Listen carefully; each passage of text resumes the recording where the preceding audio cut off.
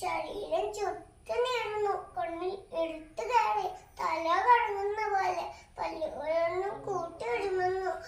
ചുപ്പന്റെ വെപ്രാളം കണ്ട് കണ്ടൻ പൊട്ടിച്ചിരിച്ചു. എന്താടാ, നിനക്ക് പേടിച്ച് പണി പിടിച്ചോ? കണ്ടൻ ചോദിച്ചു. അത് കേട്ട് ചുപ്പന് ബുദ്ധി ഉദിച്ചു. ചുപ്പൻ പറഞ്ഞു, അതെ, എനിക്ക് പനിയാണെന്നുള്ള എലിപ്പനി. ഒന്ന് പോടാ നുണ പറയാതെ. കണ്ണൻ വിശ്വസിച്ചില്ല. എന്നാ തിന്നോ, എലിപ്പനി വന്ന് ചത്തോ? അപ്പൊ നിന്നെ കൊണ്ടുള്ള ശല്യം കൂട്ടാർക്കുണ്ടാവില്ലല്ലോ. അത് കേട്ട കണ്ണൻ ചുപ്പനെ ഉപേക്ഷിച്ച് ഓടി. ചുപ്പൻ ശർക്കരയും തേങ്ങാമുറി എടുത്തു മാളത്തിലോട്ട് ഓടി. ടാറ്റാ.